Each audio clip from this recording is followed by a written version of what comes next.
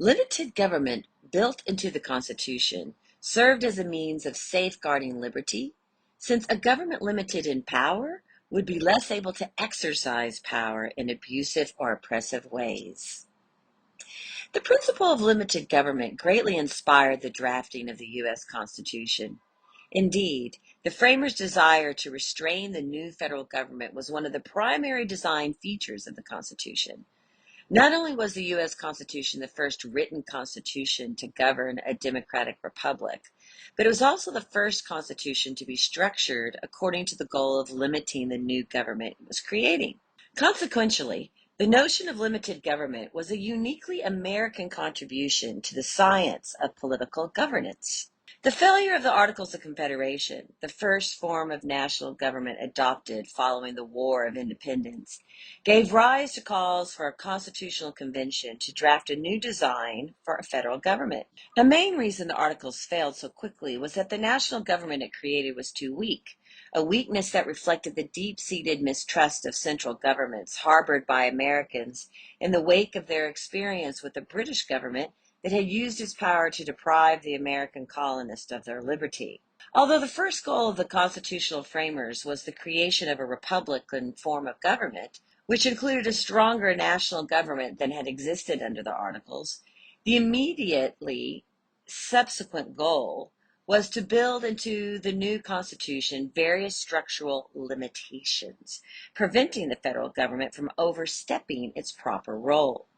This belief in limited government stemmed from the framers' opposition to the patterns of statism, absolutism, and totalitarianism existing in the 18th century world. Consequently, within the Constitution, the framers created an array of checks on federal power. These checks included, for instance, a separation of powers, discussed in a later essay, creating 3 separate branches of government, each of which could help check and restrain abuses committed by the other branches, as well as a federal government possessing only enumerated powers. Even though the U.S. Constitution establishes a strong and independent federal government, it does so through a scheme of enumerated powers. The federal government only possesses those powers specifically granted it by the Constitution.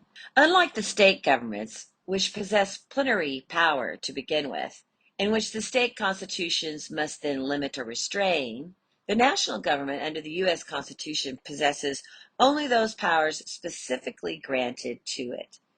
If the Constitution does not grant a power, then the federal government does not possess that power. The framers held a cautious and skeptical view toward concentrations of government power. The framers worried more about empowering a federal government that could use its power to deprive people of their liberty than about not giving that government enough powers to swiftly address any political or economic crisis that might arise. They were more concerned about a government doing something wrong than about a government with enough power to always be able to do what was right. Therefore, the scheme of limited government built into the Constitution served as a means of safeguarding liberty, since a government limited in power would be less able to exercise power in abusive or oppressive ways. To the framers, the principle of limited government was an even greater protection for liberty than were the freedoms outlined in the Bill of Rights. This was because a limited government would be a general protection for all types of liberties, whereas the Bill of Rights protected only a few specified liberties. While individual rights protect against particular acts of government abuse, structural provisions like limited government protect against systemic and continuing government abuses resulting from a lack of effective limits on that power. Indeed, an impetus for passage of the Bill of Rights was the belief that the original Constitution did not do enough to limit the power of the new federal government. For the first century and a half of the nation's existence, limited government was widely supported as a constitutional principle. But in the 1930s, as President Franklin Roosevelt's New Deal agenda greatly expanded the scope and authority of the federal government to fight the consequences of the Great Depression, a belief in limited government waned significantly, especially among liberal activists who wanted the federal government to assume a much larger role in shaping society. Although the Supreme Court initially opposed this contradiction to limited government principle, it eventually caved to a political pressure and nearly abandoned this principle. As a result, the federal government has grown substantially since the 1930s. With its vast array of administrative agencies, the present federal government hardly seems reflective of the limited government principle originally embodied within the Constitution. Over the past century, political pressures have pushed the expansion of the federal government to a size and scope far beyond what the framers foresaw. This pressure can be seen whenever some crisis arises. It appears as if it can only be solved by national government unrestrained in the amount of debt it can accumulate.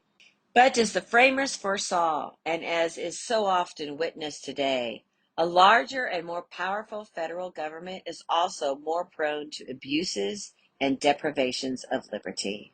This essay was written by Patrick Garry, and he is a professor of law at the University of South Dakota.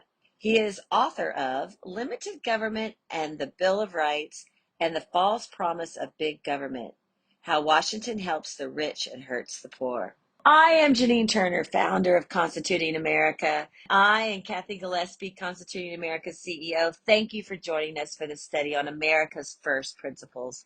Please spread the word to all your friends, family, community through email, text, phone call. What a novel idea. Social media.